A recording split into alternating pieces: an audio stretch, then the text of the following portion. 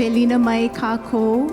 Welcome everyone. Mahalo for joining us for the November event of the Nānā ʻike Kumu Series, honoring and perpetuating the legacy of Mary Kawena Pukui. My name is Kawena Pukui, a great-granddaughter of Tutu Pukui, and I'm honored to be the MC for tonight's event along with my sister, Pele Harmon. The theme, Kaʻū Nui Hiehie i ka Makani, pays tribute to Mary Kawena Pukui's beloved homeland of Kaʻū, the place that formed her understanding of the world, her knowledge of our customs and practices, and her deep awareness of both the natural and spiritual realms.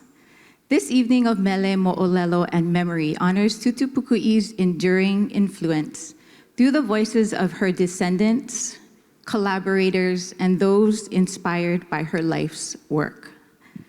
Together, we celebrate her profound contributions to Hawaiian language, song, and story, and the legacy that continues to flourish through generations.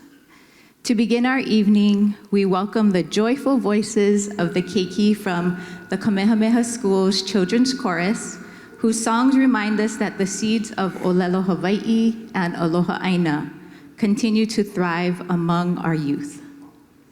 Under the direction of Kumu Bright, their performance honors the spiritual and cultural foundation that Mary Kawena Pukui helped to build. Please join me in welcoming the Kamehameha School's Children's Chorus.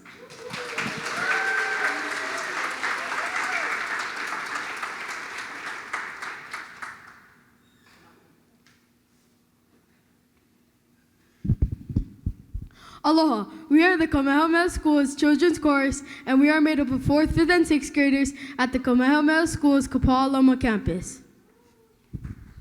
We have had to overcome many challenges recently while enduring conditions that our world has never experienced before. We have learned to be like the ʻaʻaliʻi, which can withstand the winds. We have learned to be ʻonipaʻa, steadfast. Through the storms we will endure. Here is our first song, He ʻaʻaliʻiau.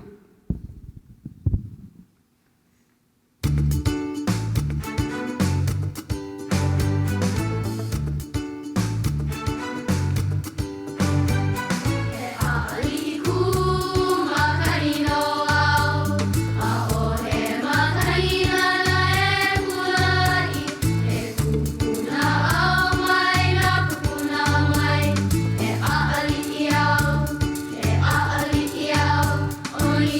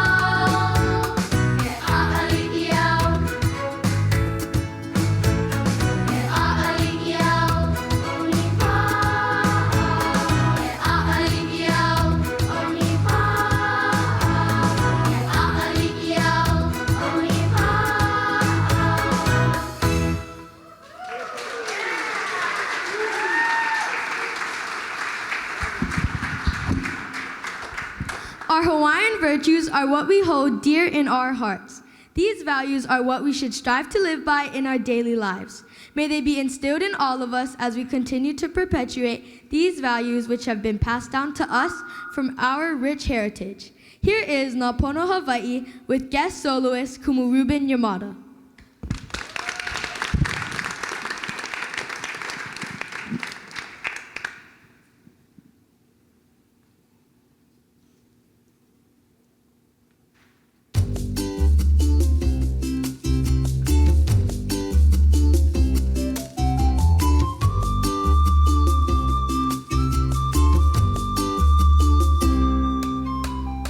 E pili mau mai no Nā pono Hawaiʻi I nā puʻu vai aloha o nā kamaliʻi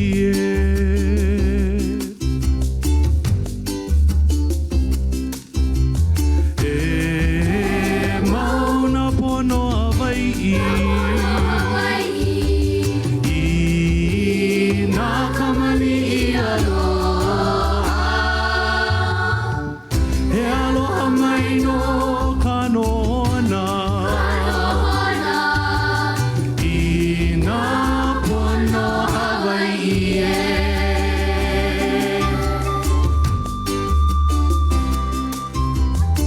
I nā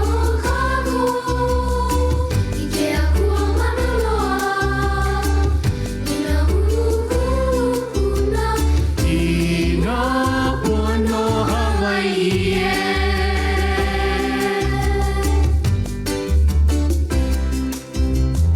e mau nā pono Hawaiʻi I nā kamaliʻi aloha he aloha mai no ka nohona I nā pono Hawaiʻi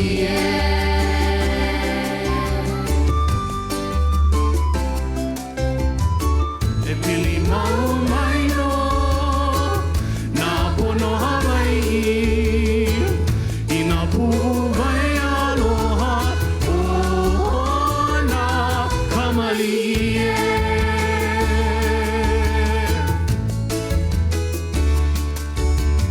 e mau nā pono Hawaiʻi I nā kamaliʻi aloha he aloha mai no ka nohona I nā pono Hawaiʻi nā pono Hawaiʻi nā pono Hawaiʻi nā pono Hawaiʻi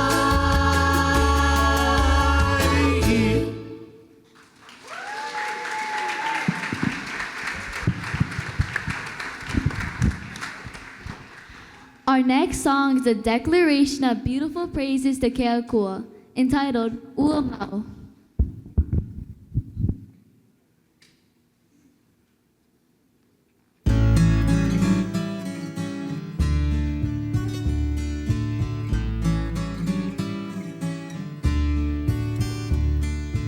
Ua mau mai e ka pono, mai ka makualani mai, ke hui nei maka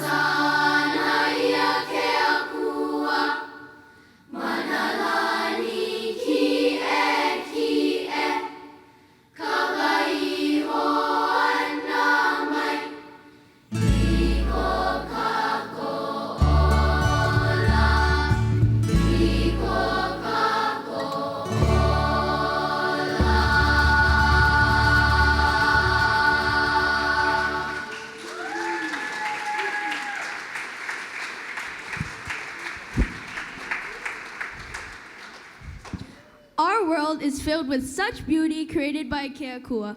Here is a mele written by Mary Kawena Pukui, who we would like to dedicate this song to and to her ohana. Here is our final number entitled Kaʻū Nui.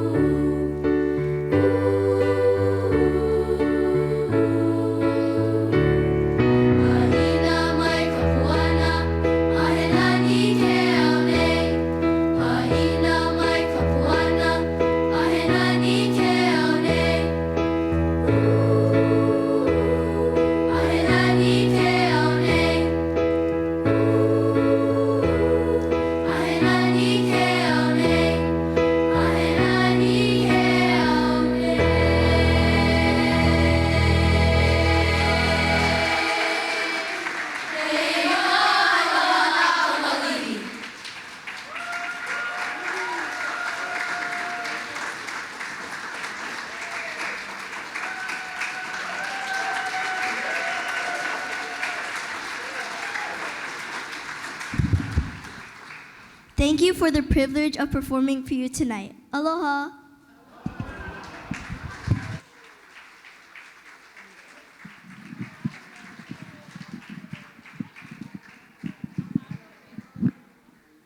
Mahalo. Mahalo Kumu Bright and the Kamehameha School's Children's Chorus. And special shout out, I had a son in there. He's a 6th grader, Ka'ula.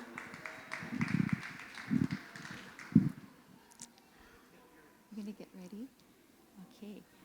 So next, I'm honored to introduce Auntie Myrna Kamai, a beloved cultural advocate, producer, and co-founder of the Hawaiian Legacy Foundation, established with her late husband, the legendary musician and filmmaker, Uncle Eddie Kamai.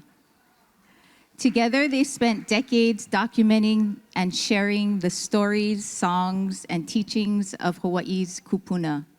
Auntie Myrna will share stories about the creation of Keala Kajip, a mele that captures moments of travel and aloha from the heart of Ka'u. She'll also reflect on Uncle Eddie's extensive mele research and collaborations with Mary Kawena Pukui and others who preserve the poetic language of our people. Please help me welcome Auntie Myrna.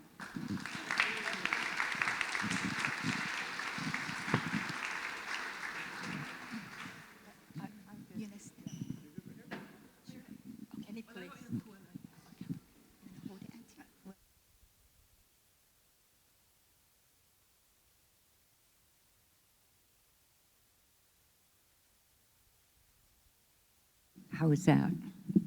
Is that echoing? Well, first of all, I just have to say how beautiful it was to hear those voices and how Mary Kawena Pukui always told us Do it for the children, for it will live forever. I feel so privileged to be here tonight. I am still in awe of the program that they had at Atherton Halau that I was at. And I want to thank La'akea, his daughter, Pele, and Kawena for the privilege and honor of being here. When they sent me an email, I immediately responded, yes. And then I thought, oh no, what have I done? I said I'm going to come here and speak. But it's my privilege to be here and to share a few of the stories from when Eddie and I had the privilege of being with Mary Kawena Pukui.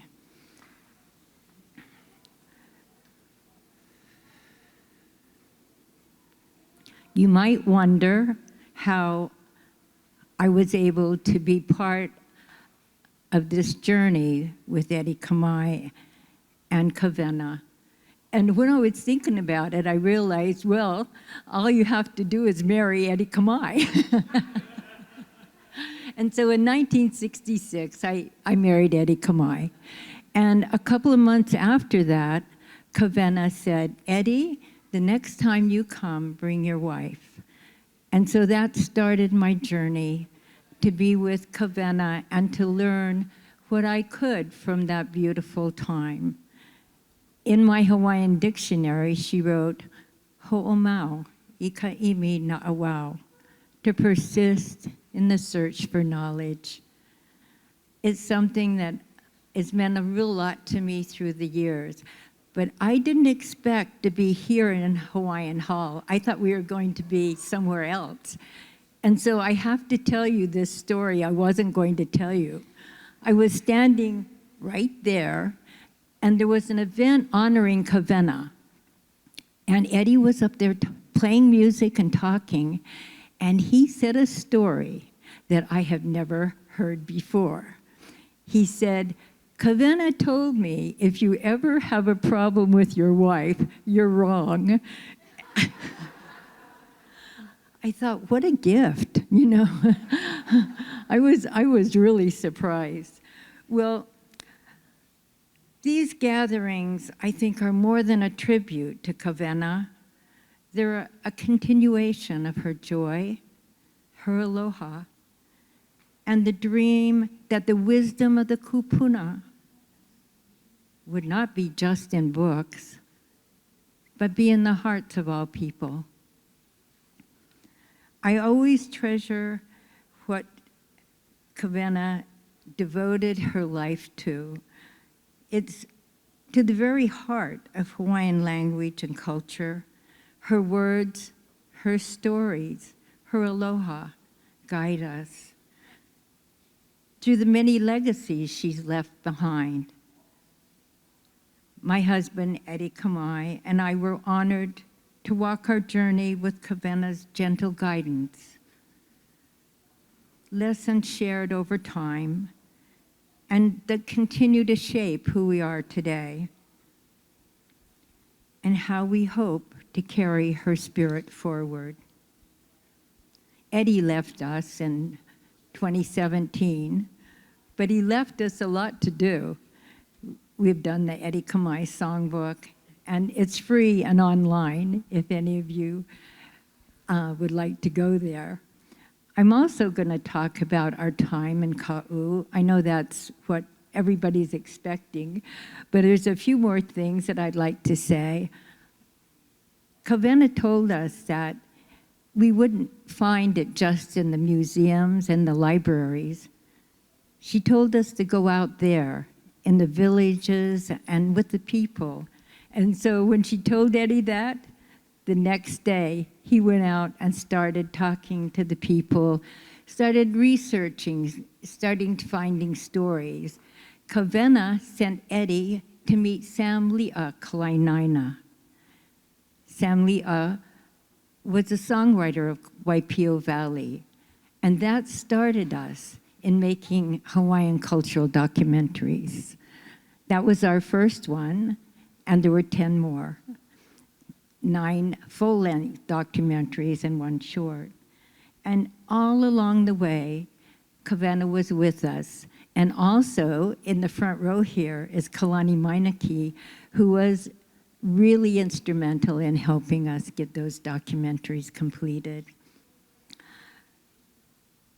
When we were at the Hana Ho'olaulea in 1970, Eddie co-produced that with a guy named Carl Lindquist.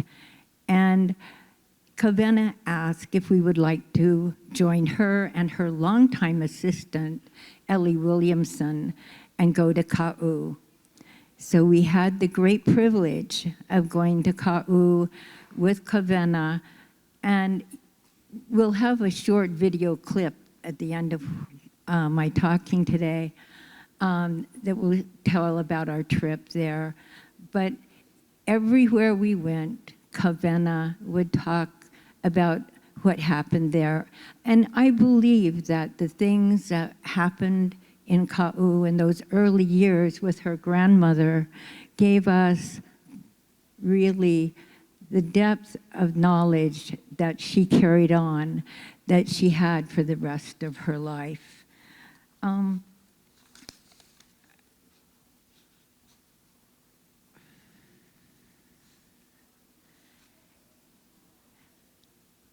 When Kawena had passed away, we were at her graveside. Eddie and I put our hands on the coffin, and it rocked back and forth. Eddie told his friend, Kahu David Ka'alakea, what had happened. Ka'alakea said, "Ho'omau, Eddie, ho'omau." That was what Kawena had always said to Eddie. When we'd leave, he'd kiss her on the cheek, and she'd say, "Ho'omau, Eddie, ho'omau." Continue on.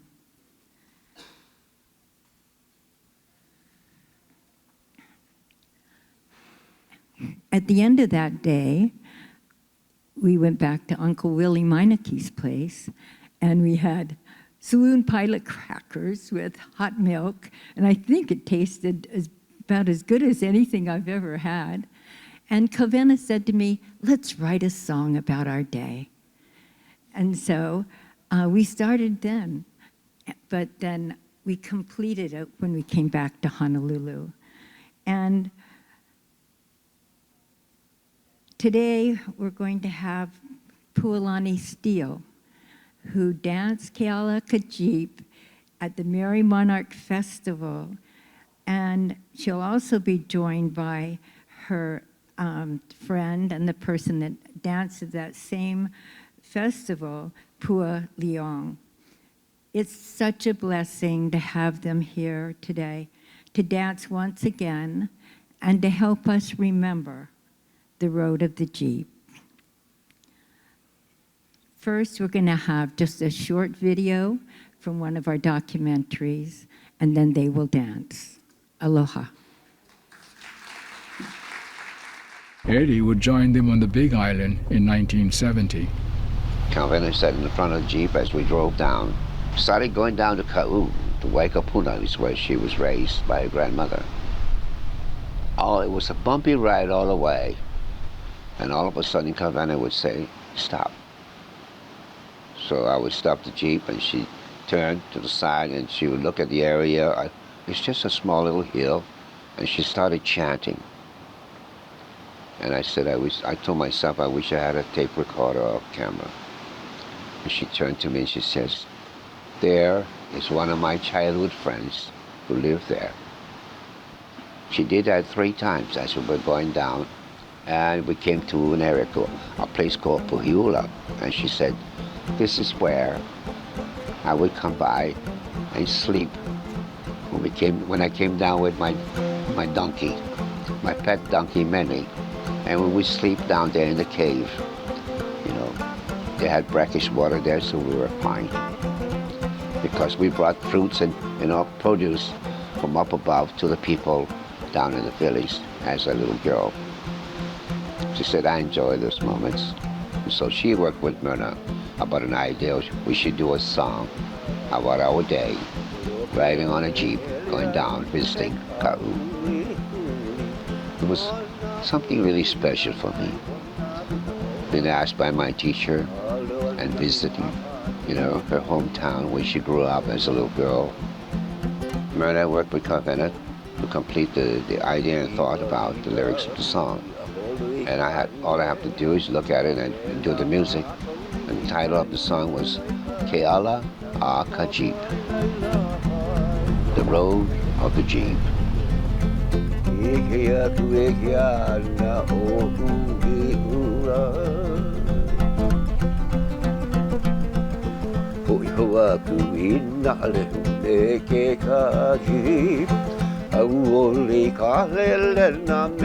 When Kawena chanted to a particular hill or home site, she was remembering precious moments in her childhood. Eddie saw how he too could evoke the Hawaiian tradition of honoring beloved places and persons. Putting their Kaʻū journey into the song Keala a Jeep ensured that the places they visited and the events of that day would live on. That remarkable trip with Kawena Pukui was a highlight of a collaboration that continued for nearly a quarter century. The road of the Jeep opened the path of a lifetime for Eddie and marked a new direction in his music. With Mary Kawena Pukui, she was my teacher. The first time I met her, she said, "You come." And so we were having dinner, and I wanted to ask her something. So I started talking. I said, "Kawena, I got into Hawaiian music, but I'm not singing. But I just play music. I want to know something about the Hawaiian music." I said, "I want to know and I want to learn." And she didn't say a word. We just eat. I said, "Well, that's it." And so after we got through dinner, we were walking out. And she was standing by the doorway. And when I came to her, next to her, she told me, "You come. You come, see me." So I went to visit her. So I asked her, how should I go about doing things? And since she worked at the Bishop Museum, for many years, over 25 years, she said, "You go and look for the music." And she always encouraged me to go out there and you ask. You go. Whenever I visited Kawena Pukui, we could talk about the subject, what I'm doing, and my findings. But when I'm leaving, she always reminds me, "Ho'omau, Eddie, ho'omau." In other words, continue on, do the work, do the work. Her concern is the children. Do it for the children, they would live forever. So whenever I leave her, I go out there and do what I can.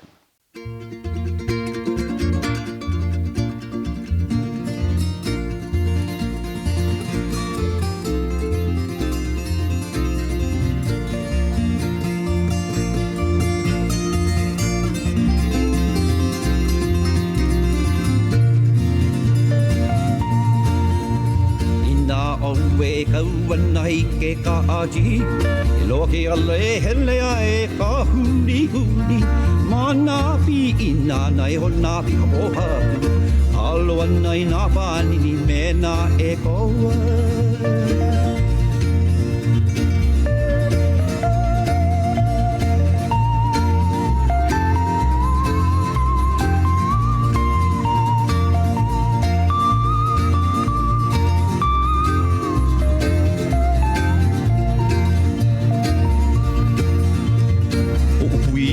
na bibi a holowi a hie Bella makau hiki ai kai o wei ka puna a mai lai la pa ula me kona hie hie Ike a kui hea na o puki ula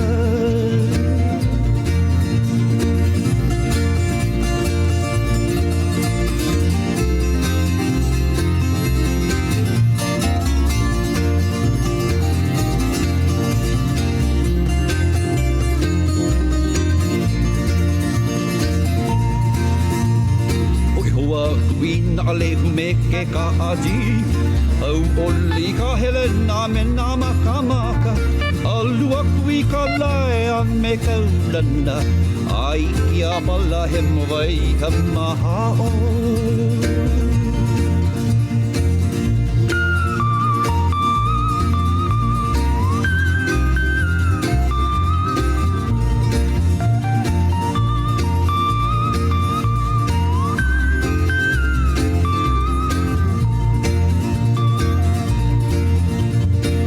Hiki mai ka hale o ka makamaka Lua na haika lai o lua wai o hinu Ha ina ka puana me ke aloha No ka aina ka ua o ha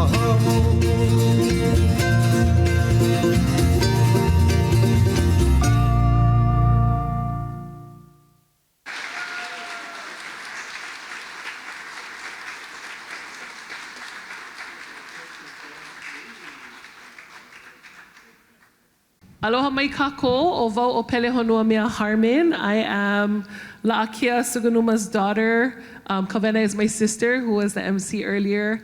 And it is my absolute pleasure to help moderate this portion of our Kaʻū Nui Hiehie Makani presentation event tonight. Mahalo for rejoining us this evening. And it is, tonight we're privileged to, I want to introduce to everyone my father, La'akia Suganuma, who is the oldest moʻopuna of Mary Kawena Pukui, as well as Uncle Kalani Mainaki. Both of them need no introduction, but I'm going to actually ask them to tell us a little bit about themselves and then also their connection to Kaʻū. And before we get started on this portion of the program, I want to again acknowledge Auntie Myrna and her lima kokua, who is, everyone has their background person, Kapena Shim, who is also here, as well as the Kamemeheskus Choir and their ohana who came to support them. Let's give all of those first half a round of applause. And as we talk about legacy tonight, having Pualani Steele as well, who most of us know is a daughter of Dwayne Nakila Steele, who is also has so much aloha for our culture and our language and dedicated much of his time and his resources as well to the perpetuation of our culture. And so she continues that work here in the library and archives at the Bishop Museum. And she has also been very instrumental in helping us to procure the pictures that you're gonna see tonight that only exist in the library and archives here at the Bishop Museum. And we're being able to share those with you this evening as well. And so without further ado, these two kane mako'u'au'au, who are mamo, they're descendants of two extraordinary families deeply rooted in Kaʻū. Through them, we honor the enduring legacies of Mary Kawena Pukui and Willie Maineki. Sometimes people say, I was just saying, how does it pronounce correctly in German? Both of whom carried the knowledge and love of Kaʻū into every part of their lives. And so this is gonna be a talk story, informal, guided by memory and aloha. We have some images, and then also they're gonna share with us the stories that their kupuna shared with them about Kaʻū. And just looking at that video clip that Auntie Myrna shared with us as well, Waikapuna, the trail down to Waikapuna has not changed at all. It's still very bumpy, and it's still very loaded with pipi, with the cows that will come and take notice if you're on your way down there. Much of the spaces, because of the steadfastness and the kupa'a, the vivo ole of the people of Kaʻū remain very much intact and very similar to what you saw in the images that were shared with us a little earlier. And so maybe each of you can ho'olauna. I want to ask, please introduce yourselves. This is something very foreign to us, right? We don't really like to talk about ourselves, but also your connection to Kaʻū and to Mary Kawena Pukui, as well as to each other through the relationship of Uncle Willie and Puna. Okay, Dan, we're going to start with you. Thank you, Pele. All right. Thank you for all that you've done for our programs all these many months. My relationship with Mary Kawena Pukui started when her daughter, Pele, went to see her and said, Mom, she had just given birth to me. She said, Mom, I'm Hapai again, and I don't want 2 sets of diapers. I don't want 2 screaming babies. Would you please take this baby and raise this baby? And so my grandmother said, okay, I will, but you leave him with me. You don't take him back. She said, okay, Mom, just take this baby. So that's how I started my relationship with Mary Kawena Pukui. She raised me from when I was an infant, and my brother was right on my tail. He was born 1 year later, and I got the better part of the deal. So my grandmother, I was raised, being woken every day with her singing. She wrote a song for me. I think the first song she wrote, Mele, which was a song, a wake-up song, and she would sing it to me every morning until I woke up. And it's really a cute children's song. And she entered that song into, the city and county used to have a song contest every year, and she entered that song, and she took 3rd place. And every year, all Hawaiian composers would enter different songs that they wrote, and like Johnny Almeida and the host of, famous Hawaiian composers. In fact, she won and placed so many times that eventually they asked her not to enter anymore. They did.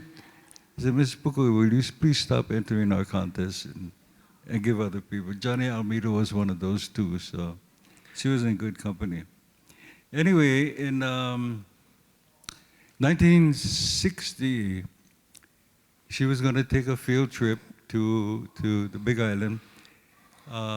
As part of her duties at the Bishop Museum, she went to every island interviewing the old folks and those who knew about the areas, just asking them simple questions. How were you raised? What do you remember growing up? And any relatives you remember? And these things are treasures, and they're all in the next building over, the Bishop Museum and the archives. Hundreds and hundreds of tape recordings that she did with learned Hawaiians and non-Hawaiians from every island. This trip, she and Auntie Ellie Williamson, who Myrna mentioned earlier, one of their assignments was to go to Hawaii Island, and she asked me to go with her. And Auntie Ellie, this was August of 1960. And she gave me this book, and she said, you can go with us, but I want you to write down what you do and what you see. So I have that after all these years, and I took pictures. The pictures you're going to see, I took them. I was 10 years old, and I borrowed my mother's old Brownie Hawkeye camera. If anybody had one of those cameras, you got to pull it open and put the film in. You got to wind the film up. What is that film? That'll start a whole new discussion. But wind it and look for the number, and then you look from the top, and then when you see something in the lens, and you take a picture. So that was my high-tech camera for the trip. So I started this journal the day before, and as we go along, I'm just going to read to you entries from it. And it's entitled My Field Trip to Hawaii. And this was Sunday, the 14th of August, 1960. I spent a night with Grandma so as to be ready to go the next morning. And on Monday the 15th, Uncle Kaupena and Auntie Ellie met us at Grandma's house, and Uncle Kaupena took us to the airport. That's Kaupena Wong, for those of you who knew who he was. We left Honolulu at 9:45 a.m. and made a brief stop at Kahului Airport. Arrived in Hilo at 11:25 a.m. Now, mind you, Hilo had just had a tidal wave just a couple days before that. I asked the stewardess, Mary Pua'a. Anybody know any old stewardesses? Pua'a. Mary Pua'a Pua'a was our stewardess. And those days they actually talked to people, I guess. And I asked her how fast we were going. And she said that we were going at the rate of 260 miles per hour. We had a U-Drive car waiting for us at the airport.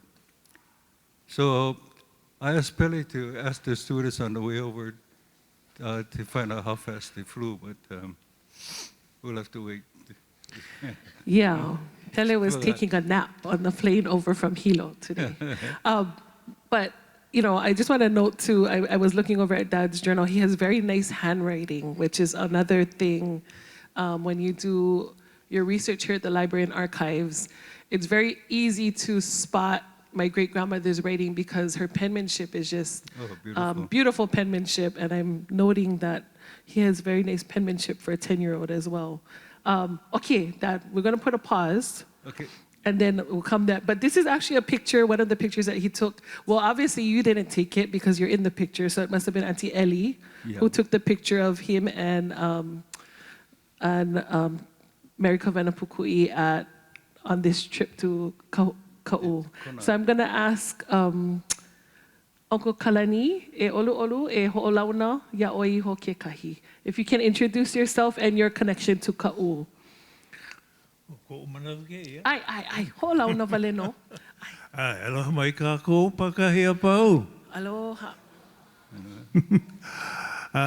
My name is Fred August Kalani Mindika. Oh, what a journey of life I've had. But I do want to say first that it's definitely an honor and a privilege to be here this evening, to be with you, to share my experiences in Kaʻū with my grand uncle, Uncle Willie, who you'll see on the screen shortly, and other members of my heritage. My father's entire side of the family is from Kaʻū, and what a journey, a trip it's been to understand our family history and our connections to Tutu Kawena Pukui. How much time do I have here?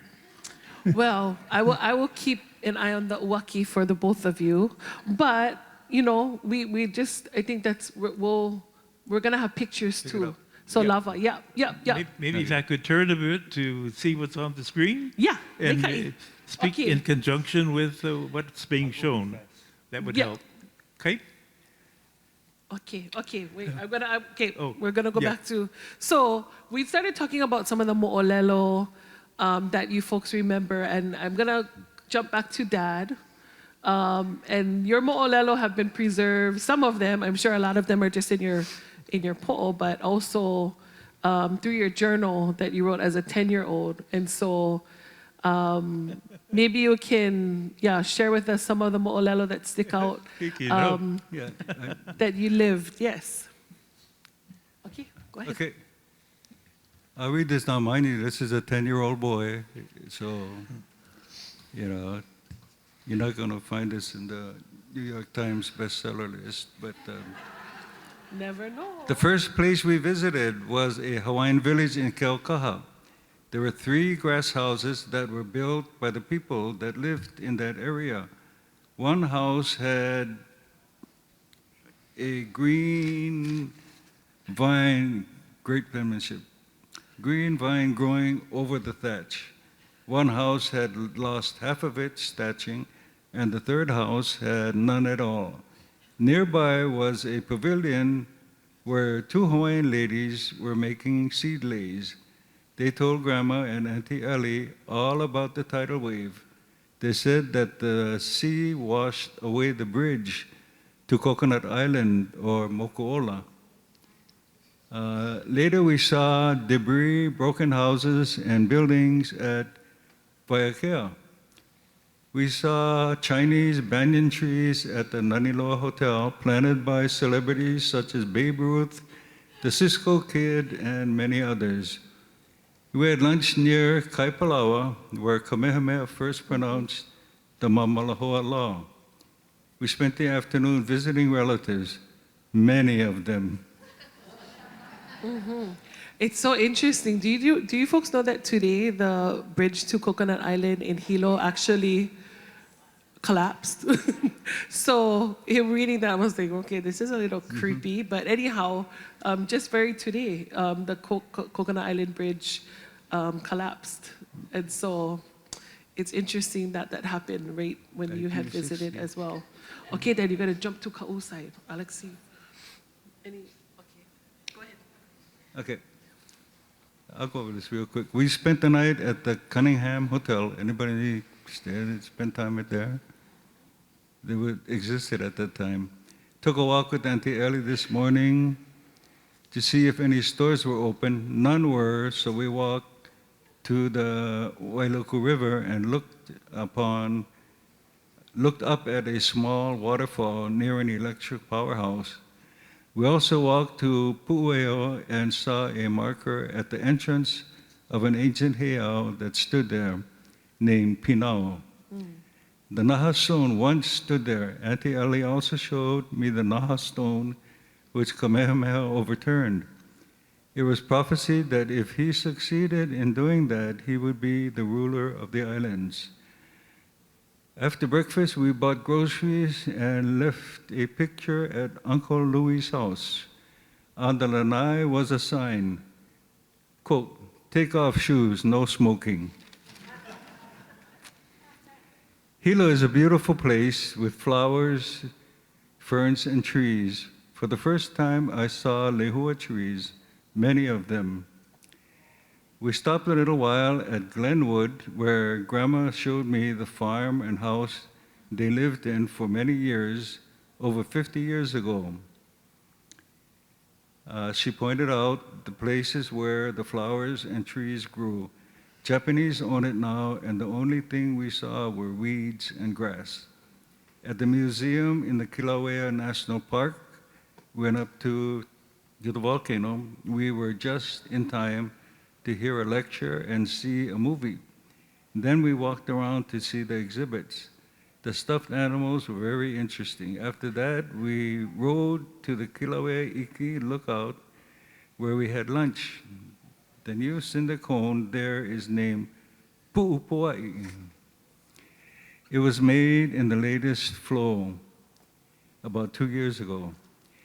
Auntie Ellen and I walked into Thurston's lava tube, and she showed me some interesting plants. And we heard the calls of native birds. After this, we rode around Kilauea Crater. Halima'oma'u was full of steam, and I could smell sulfur. The wind was very strong near the rim. I was glad to see the volcano bird, the Kauai, fly within the crater.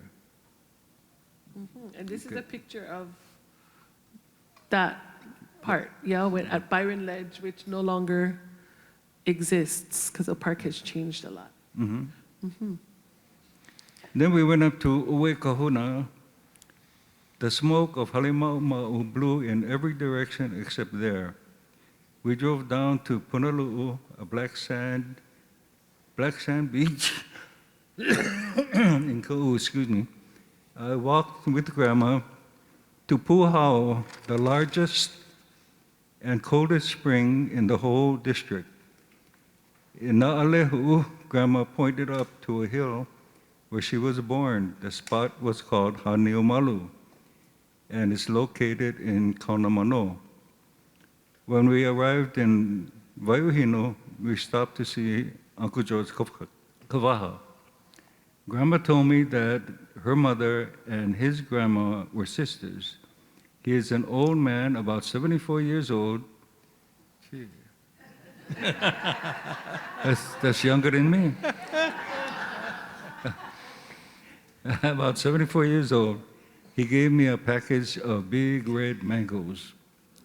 We stopped at Uncle Willie Meineke's. He's an old family friend. My bedroom is between Auntie Ellie's and Grandma's. For the first time, I saw and smelled a heliotrope. This morning, the next day, Wednesday the 18th, this morning, the thermometer read 60 degrees. This is a cool place. I tasted pohas this morning and had honey in a comb this noon. After breakfast, we went to Nā'aleho to make a tape recording of Ku'umi Kin'in and his cousin Kalamakahape'a. It was too rainy this afternoon to go anywhere. Grandma had asthma, and I rubbed her back with deep heat.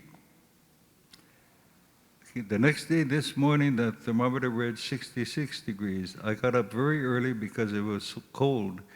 After breakfast, Uncle Willie took Grandma and I to Uncle George's house.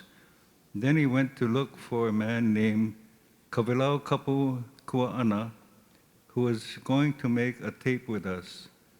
Uncle George told me stories about his father, Luka Kawaha, and his maternal grandfather, Kaho'omana,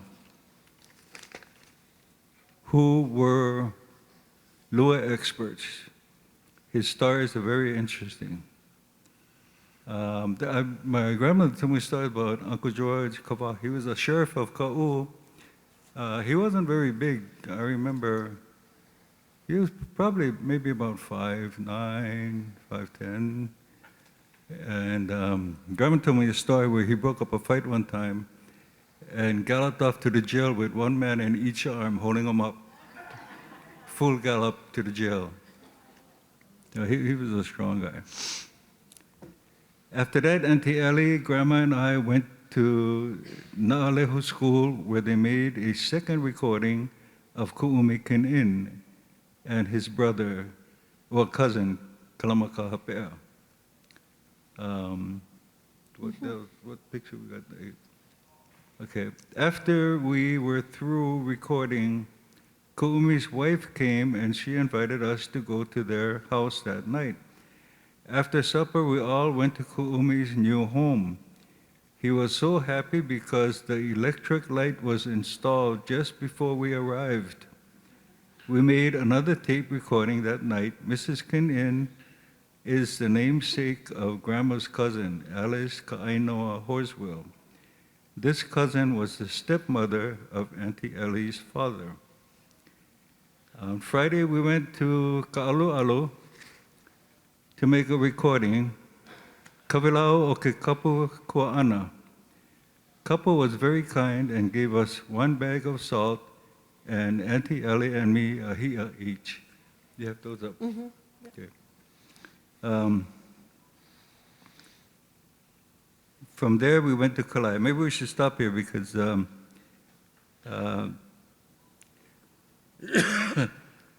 he was a famous fisherman from Kaʻū. I had the honor of it. This was years and years later, not too many years ago. Kalani invited Momi and I to dinner to meet this couple, and the guy was Kawehi Ryder, who just happened to be the grandnephew of this old man couple.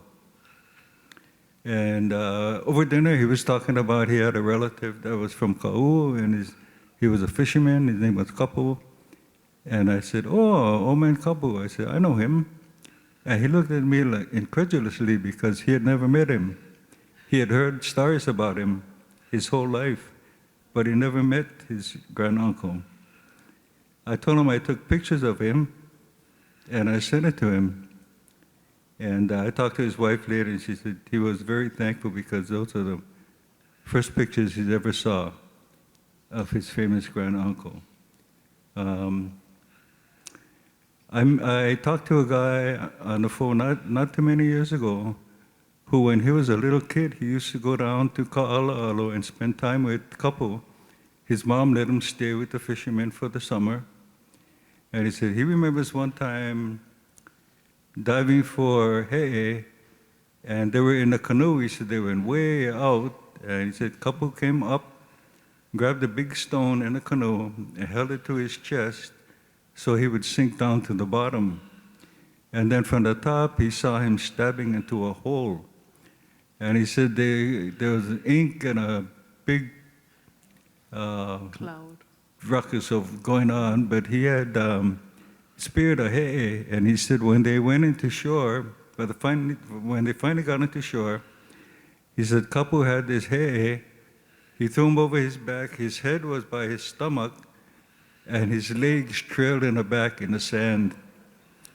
He said the He'e was that big. There's a lot of squidlo on for the whole community, but he said that was a monster He'e.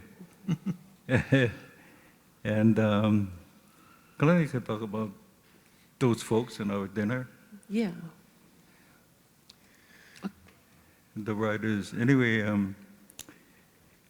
he gave Auntie Ellen here is the space that you use to make the fish nets. And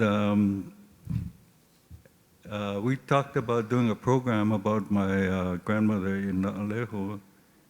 And at that program, I told Kawehi that I would give him that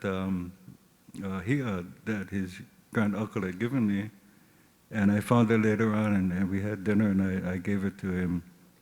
So he had a keepsake from his family, from his granduncle, that I felt should go back to the family. Mhm. Okay, maybe we take a little break, and Uncle Kalani, yeah?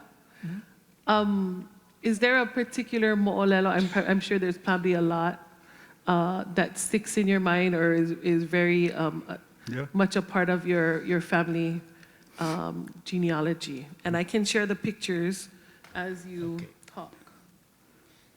Oh, wait. Okay. Oh, here, okay. I'm going to huli around too. So this is... Who we got? Okay. Oh, why you know?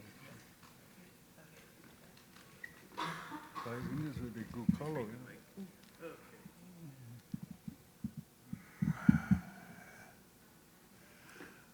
Okay. Aloha. Aloha mai kākou. Well, to start off on my journey of coming to discover Kaʻū, begins, though I was born in Honolulu, we left when I was 12 years old. We moved to the Bay Area, the San Francisco Bay Area, and I grew up there, lived there for 10 years, graduating from UC Berkeley, and wanting to learn Hawaiian, wanting to know my Hawaiian roots. So, but prior to planning to return to Hawaii, I began a correspondence with Tutu Kawena Pukui here at the museum. We corresponded, and she was very helpful, very enlightening on many subjects. I was also corresponding with my granduncle, Uncle Willie, whom you've heard much about. He was, he was a close colleague and friend and many other things. He had wore many hats, but it was also a Kaʻū contact for many people from Bishop Museum and from throughout the world, actually. So he and Tutu Kawena Pukui were very close, constantly, for years and years. And I was very privileged to learn from both of them. Okay, so, like La'akea here, in the summer of 1960, returning from California, I went to spend the summer with Uncle Willie, who, at the age of, he was in his late 70s, and I was a young, frisky 22-year-old. But he could still out-hike me, and he did. He took me all over Kaʻū, into all the lava tubes, underlying Kaʻū, where they run for miles. And boy, what an experience that was to experience those, to discover those and other important prehistoric sites, including at Kalai, Pu'uali'i, and Wai'o-Ahukini, and many more. So it was a real education, getting to know the inside and the outside of Kaʻū through Uncle Willie. For many years then, he was a natural historian, trained at U of H, at the old normal school, in fact. He was a teacher of math and science, and the second-year graduate of the university in 1907, I think was his graduating class, graduated in agriculture. And later on in life, retired from the university in the early or mid-1950s. And he retired as assistant treasurer. And he had an interesting reputation on campus, known for being known among the other administrators and the faculty, known for being crotchety, which means what? Oh boy. Well, anyway, we all experienced that, being corrected and but he was also still very, very helpful as a teacher. Okay, and as a documentarian of Kaʻū, and we are now looking at an overview of Waiʻohinu from the Pali. He took this photo in 1905, 1905, and we're looking south toward South Point, and if you can see, make out the spire of Ka'uha'au Church in the middle of the photo. That shows you the center, the main plaza, if you like, of Waiʻohinu. And at that time, by the way, you could see all the way to the ocean, because that was before the proliferation of the so-called willy-likey trees, the Christmas berry trees, which were introduced and became wild and took over much of the open area. Uncle Willie used to complain that it's so thick the cattle can't get through. All of these Christmasberry trees, they're a real nuisance, and it took over, unfortunately. All right, and the next photo here was taken in about 1913, 1914 at our Kamanuwai ancestral home called Haleola on the southern side of Waiʻohinu. We're looking at 3 generations of my family here. In the middle is our Tutu. I'll give you her full name. Are you ready? Tutu ka makanoeli'ili'i, kawailu hua o na manu noho mai I pana ewa, ka manu wai, kamikina. Oh, before kamikina, sorry, I forgot. Kekuna aiali'i. She has 2 husbands. But she was born in 1854, and deceased, died in 1922. So this photo, taken about 1913, shows on her left my grandmother, Tutu Mary, or Mele, mahi ai ka pono ka ua ha'ao, Kamikina, married name Kamikina, and then Meineke, first husband. Okay, well. And then under the hat on our left is my father, born 1907, Fred Noel Meineke, sorry. And sharing the same chair with him is the Hanai, an adopted grandchild from Kona by the name of Kapeliela. That's Gabriel Moa, if you know of the Moa family from Kona. Moa, by the way, doesn't mean chicken. Well, it does mean chicken, but it also means warrior. Why would the word moa mean warrior, do you suppose? What did the chiefs wear into battle? Feather garments? What about those interesting helmets? Who were they replicating in battle? Well, fighting cocks, of course. So the name Moa can be worn proudly. I'm not a chicken, I'm a warrior. Okay. Back to the previous photo. Should mention that the gentleman in the suit is not a husband. This is a Mormon missionary. And his partner is the one taking the photo. And interestingly, Tutu Kamaka in the middle here was among the very first converts to Mormonism. And she donated the land for the first Mormon church in Waiʻohinu, which came to be known as Pa Ma Mona, Mormon lot. Yeah.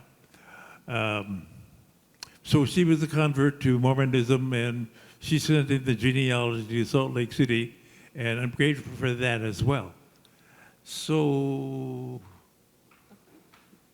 now to the other side of the family, from Hanover, Niedersachsen, in Deutschland, from Germany.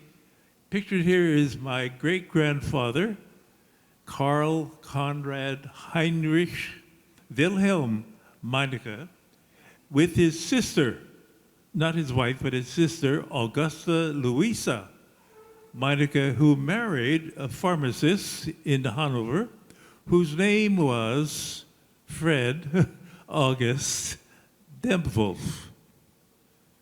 Now, the word Dempwolf, the name Dempwolf might sound interesting because if you know Pacific linguistic history or Pacific history, you know the name Otto von Dempwolf, who was the first to propose the Austronesian language family, of which Hawaiian is a member, of over 1,000 related languages. The Austronesian languages read up on Otto von Dempwolf.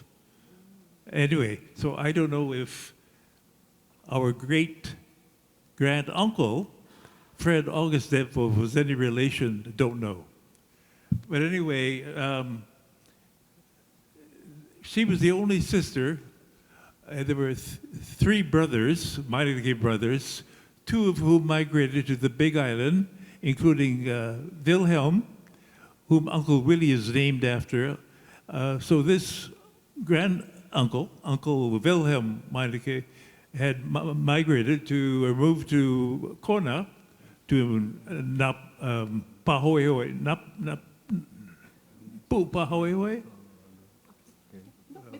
Sorry, Kalamai, but also Kailua, yeah, who owned, at one point, owned the Kona Inn. Another brother, Hermann, migrated in the German diaspora, migrated to Argentina. Never heard from again. So, this is our great-grandmother, born in Brooklyn. Her name was Anna Hedwig Wehmann, Wehmann, with roots in, parents were from Bremen, Niedersachsen, Lower Saxony. And she was previously married to an Irishman by the name of Patrick McCarthy. Had a son with him. But he died in the Civil War, because we're now in the 1860s. And then, because she lived near the Brooklyn Bridge, our great-grandfather, whom you just saw there, was a merchant marine sailing between Hamburg and New York. And so they met in Brooklyn.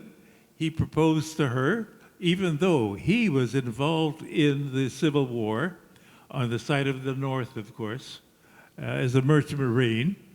But he was also in North Carolina, and no idea what he was doing there. Anyway, in 1977, she and he migrated from Brooklyn, coming around Cape Horn, with all of their belongings and coming to settle in Ka'ū, landing at Ka'alu'alu, loaded up their ox cart and up that bumpy road to Waiʻohinu and settled there in 1877 as the first haole family to reside there permanently. Now, previously, Reverend Parris, you may read about, was the first Christian missionary to missionize in Ka'ū, which was the last area of the Hawaiian Islands to be missionized. That was after 1840. Remember, the first missionary party arrived in 1820. This is now 1841, when Reverend Parris and his wife and newborn daughter settled in Waiʻohinu for only 4 years and left. So in 1877, our family settled in Waiʻohinu, 1877, and put their roots down. Great-grandmother, whom you just saw, she wanted to be a postmistress and a store owner of the Waiʻohinu store that you saw there, which was the only store for a while in Waiʻohinu. It was very well known. And this family, by the way, coming both from Brooklyn, from Germany, were speakers of Plattdeutsch, the northern version of the German language. So that was language number one between the two of them. With their children, they spoke English, the coming language, of course. And then, of course, because the entire area was Hawaiian speaking, full of native speakers of Hawaiian, they all learned Hawaiian. So we're talking about a trilingual family. Now, we're looking at my great-grandfather and my namesake, Fred August Monica. Fred, by the way, comes from Frederick, which derives from Friedrich. Okay. And he left for San Francisco to study engineering and came back home as an engineer, a mill engineer in Ola'a, which is now known as Kea'au, near Hilo, but also with the Hutchinson plantation back in Ka'ū, and married my grandmother and had 2 children, a son and a daughter. Daughter unfortunately died at the age of 3. And he was the oldest of 4 sons. They had an older sister named Louisa Nell, who taught at Waiʻohinu School, and I'm sure she must have known Mary Kawena Wigan at that time, growing up or attending the school. Waiʻohinu School was the school in Ka'ū at one time. And all the school children called our grand-aunt, Louisa Nell, called her Coconut Tree. Why do you suppose? She was tall and thin. Tall. Anyway, here we were looking at our grandmother, Mele, Mahi Ai Kapono Ka'u Ha'au. And she had, as I mentioned, a son and a daughter. Her son was our father. Daughter died as an infant. And we're looking next at her daughter out of marriage, who's an Eaton. If you know the Eaton family from Hilo, big family.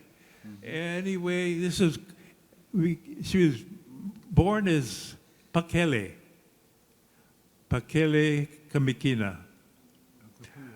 Kamikina, right. That introduces my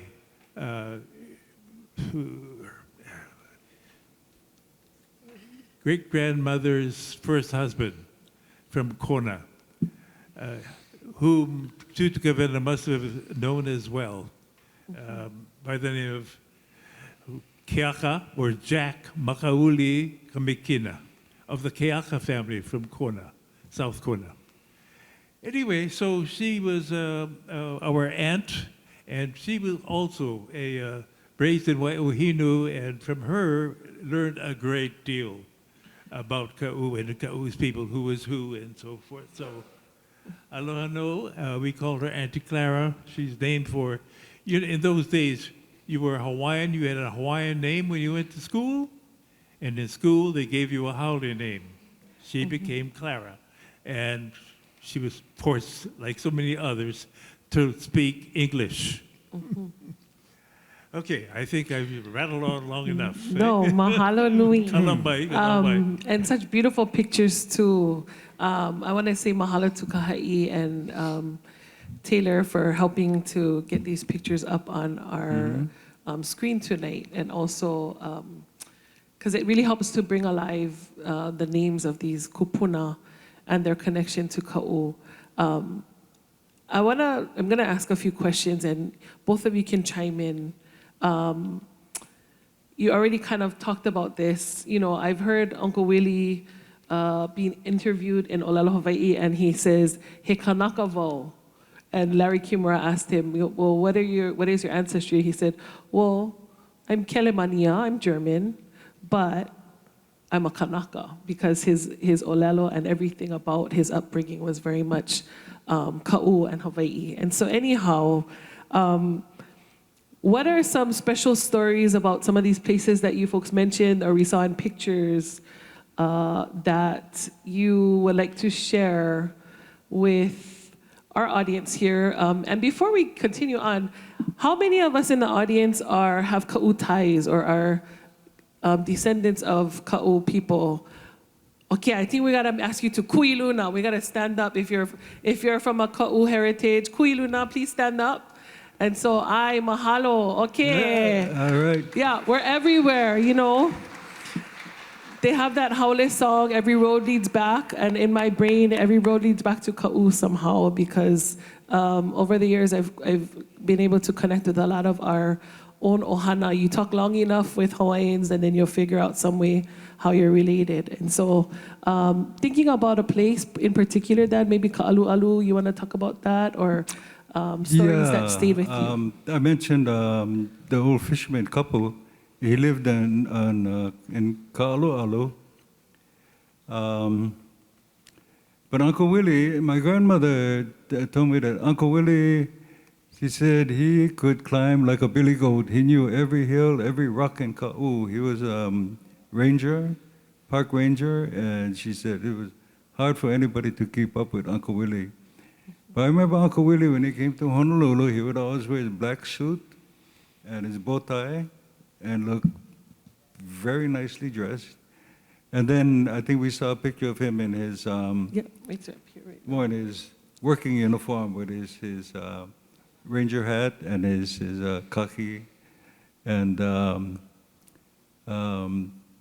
they went to the same school. They were classmates. And at that time, it was like, you see, the old one-room school where you had kindergarten up to 8th grade or something, and all ages. And the teacher would teach different groups, different things.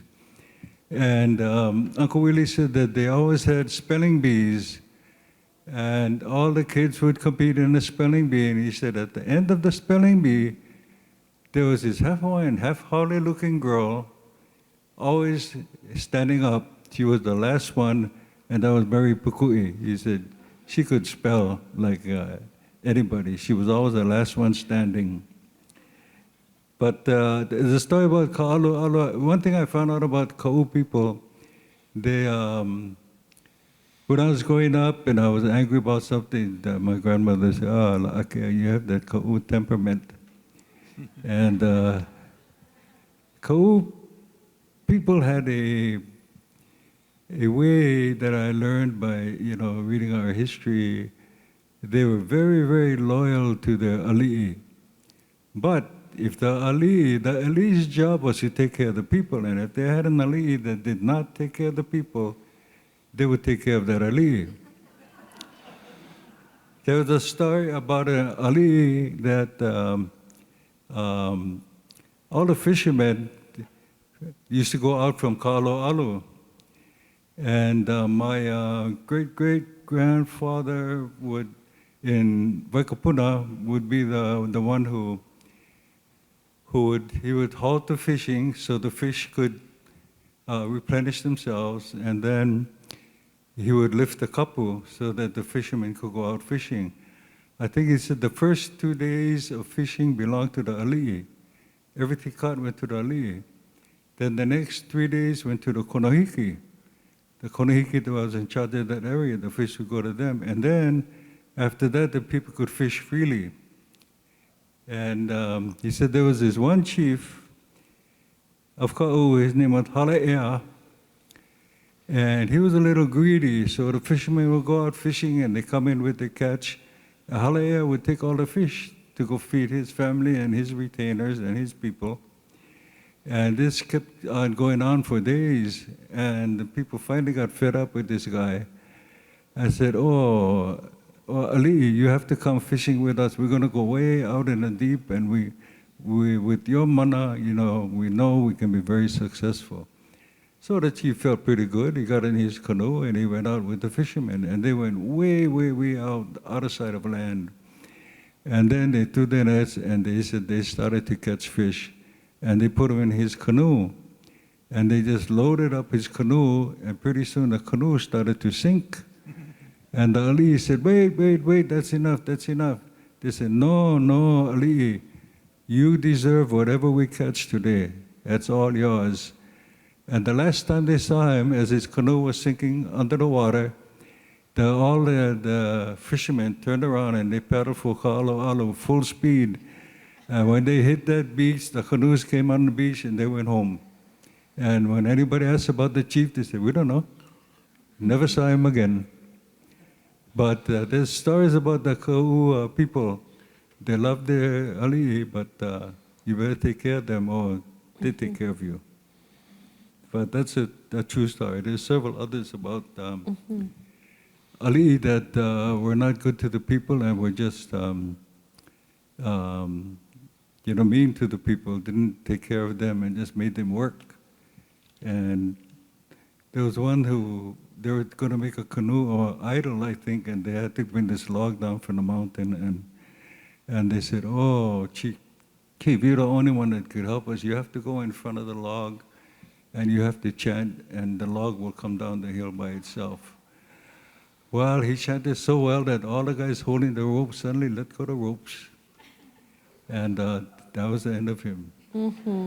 So, And when, there's a story because when Kamehameha could never defeat Ka'ū. The Ka'ū warriors were called the Ka'ū Makaha. And they fought fierce battles, but Kamehameha never defeated Ka'ū. And then Pu'ukohola, which most people know the story, when Pu'ukohola was built, it was foretold that if he would sacrifice a strong and famous chief, he would become the ruler of the islands. Well, his cousin Keʻua, who was the chief of Ka'ū, was his target. And the people of Ka'ū, when Kamehameha, I think he sent two of his uncles to tell his cousin Keʻua, why don't you come? We have to talk peace. Don't bring your weapons, you folks just come. We're going to settle this battle once and for all. And I think his uncle, Kalani, you remember his uncle, was it Kamanava Kame'ea Moku, that Kamehameha sent them to go. The name of the two uncles? Yeah. Yeah, I believe they were Keawea Heiulu and Kamanava. Kamanava. And so they went to see Keʻua, and they got down on their bellies and they crawled up to him. And he said, let them go. The Ka'ū warriors wanted to kill him. And said, no, we're not going to listen to these guys. We'll take care of them. But he listened to them, and the uncle said, oh, your cousin wants to make peace, so please, come, and so we can settle this. So they went, and I think that the people loved their chief so much that even though they didn't want to go, they didn't trust Kamehameha for anything. They said, no, no, he's lying to us. We don't want to go. But they went, and he told him, he said, if the gods will that we die defending our beloved Kaʻū, then so be it. And so they went. And so they must have had a lot of respect for their chief, knowing that they didn't trust this other guy. Mm-hmm. So Kaʻū's always had that kind of reputation for, in fact, a lot of the other districts call them all the troublemakers and the crybabies you remember there was an old chief. Although we did have the Kamehameha School's choir sing to open up our Kaʻū night. So okay, Alipilikia. I went to Kamehameha. Pele went to Kamehameha. Yeah. Kawena went to Kamehameha. We got a good education, but he was a rat. According to the Kaʻū people. And the funny thing is, as Dad was talking, I was thinking about my grandma Pele, who I was named after. She participated in a Kamehameha parade, Kamehameha Day parade, and the Kaʻū family called and grumbled because, we're Kaʻū people and we do not participate in those kinds of events. But, talk about holding a grudge, yeah. I think my grandmother said it was a Kamehameha Day parade. She belonged to Mama Kakao and one of the Royal Societies, and they participated in the parade. And she said, when I came home, all my aunties were lined up outside in the yard waiting for me. And she said they gave it to her. Mm-hmm. Well, don't you celebrate that so dirty so-and-so? Come here, this. And she said, I promised them as long as any of them are alive, I would never again participate in anything to do with Kamehameha. And she didn't. And so the Kaʻū people, she said, my aunties were so angry, that dirty so-and-so. And so everybody who raised their hand and stood up and said, you have Kaʻū roots, that's why we act like that.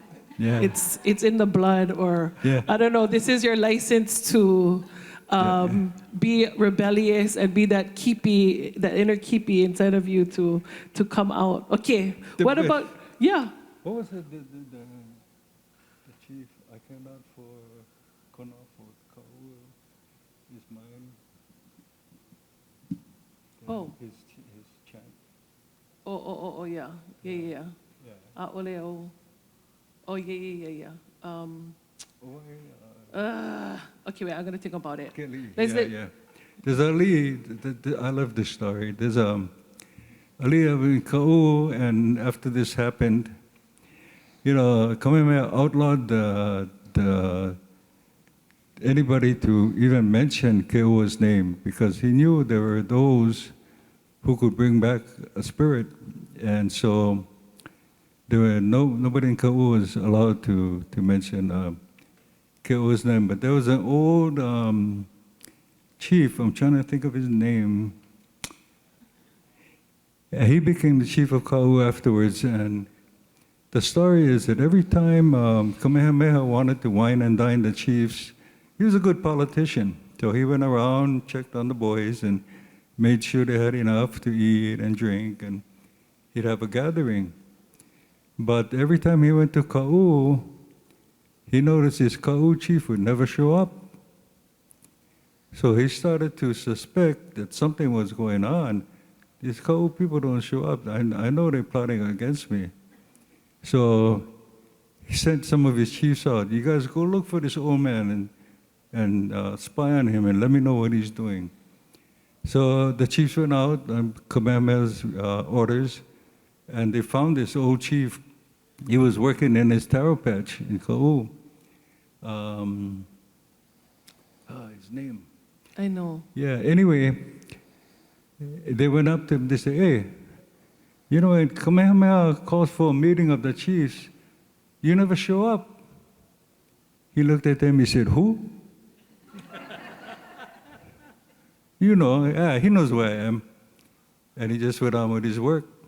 So that's why we have a reputation for this attitude. Attitude. Okay, Uncle, what about your favorite story? Any of your favorite stories about Kaʻū? There's plenty I know.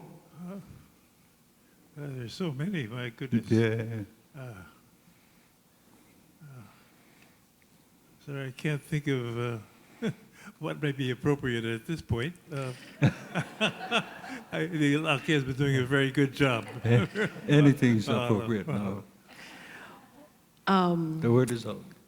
And see, we're struggling because I have it on the tip of my tongue, the name of this ali'i, but when I think about Uncle Willie as well as Puna of Tutu Pukui, just their ability to retain all the knowledge, the names of all the places, of all the reigns, of every single nook and cranny in Ka'u, and be so intimately pili to those places, then it makes me feel a little not so akamai. But I think, you know, we're coming up on our last 10-ish minutes for this portion.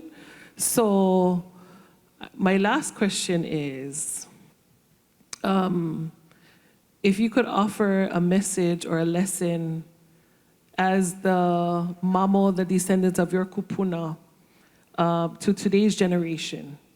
And we have some of us in the audience that are also mamo of Ka'u, that maybe live here in the city, or live, you know, apart from where our kupuna are buried and where our kulaivi is. What is that little a message from your kupuna? And I want to see, when Dad shared with me this journal, and also we were the beneficiaries of, before Auntie Pat Namaka Bacon passed away, she also sent a bunch of things from this huaka'i that Dad took when he was young. One of them was bottles of sand from all the different beaches that they had visited in Ka'u. And if you're familiar with the sands in Ka'u, you can have Punalu'u black sand, you can have the green olivine sand, you can have the red, you know, alai kind of sand, and it's all labeled.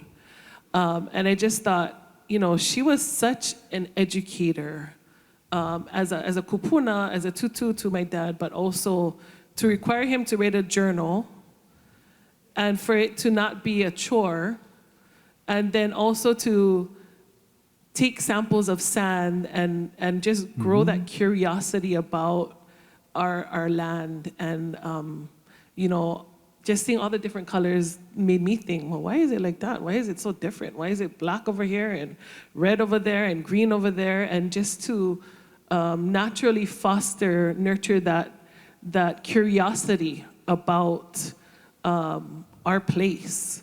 I thought that was just wonderful. And I was fortunate enough to take our children and retrace these steps and recollect sand and compare it and see how it's changed, or how it actually, it's mostly remained the same, from Kaulana Bay to Waikapuna to Punalu'u. The sand that we compared from 1960 to 2023 when we went like, ʻōlelo.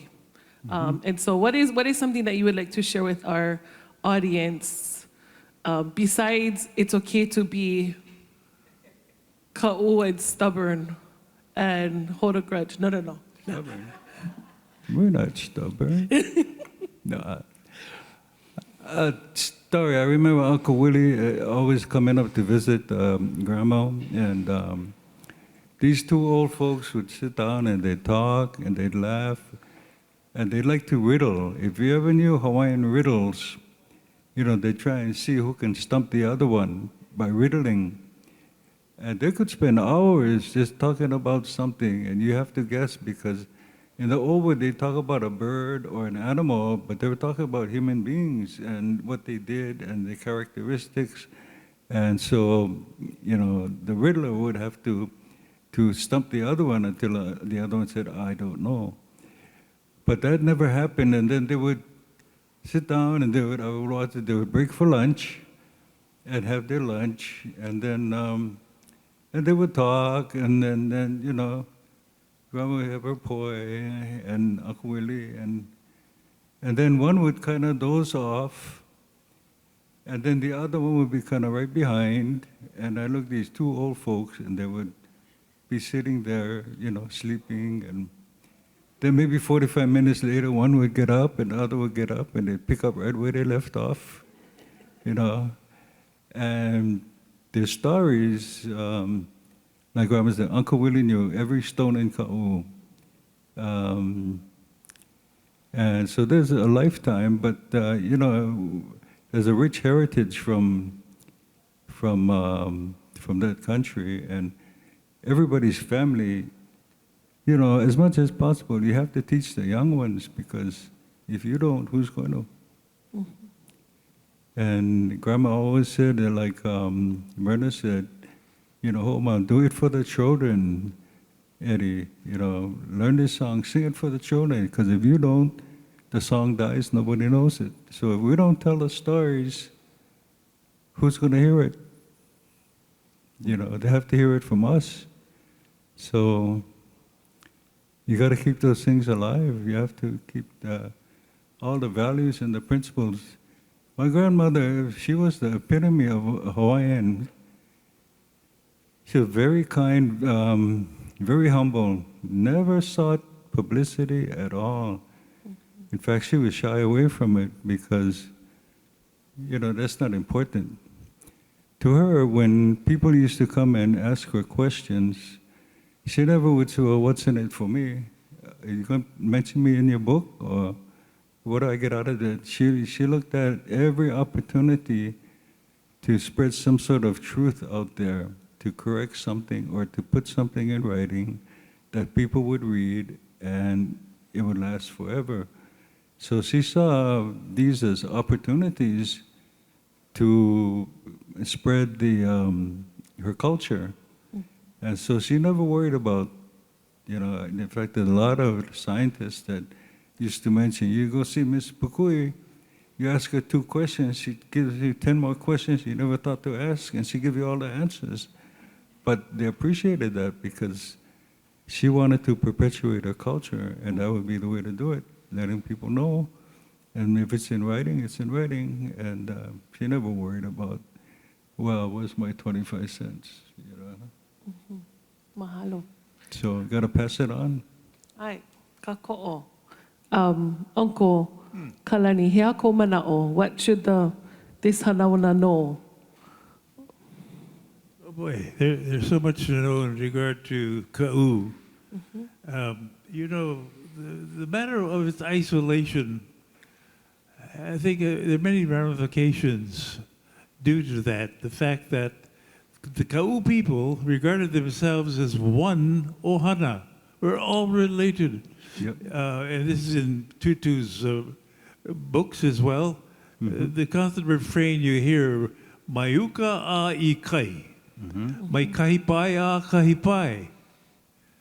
From the mountains to the sea, from one border to the other, all of Kaʻū is one family.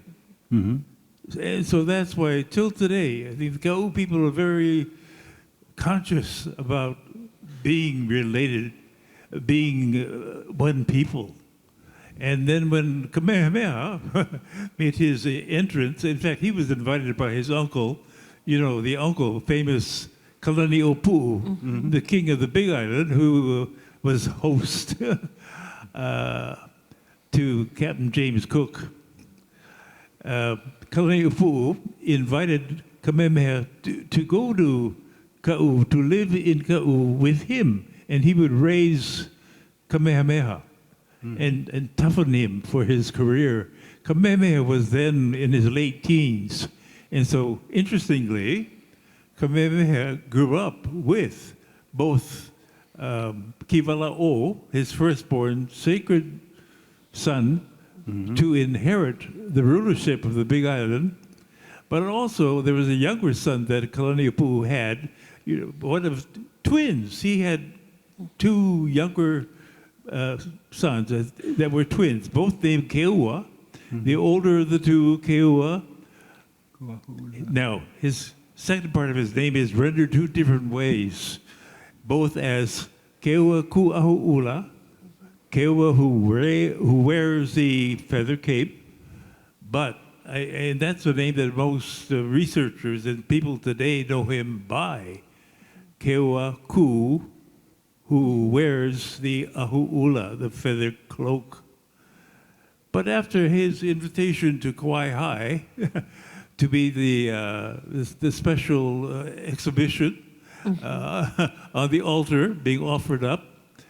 Oh, and by the way, what an interesting part of Hawaiian history to read about that took place in 1791 when Kamehameha, through the plan of his scheming four uncles, decided, oh, okay, it's time. You, Kamehameha, and Kuahu'ula have been warring back and forth for 9 years.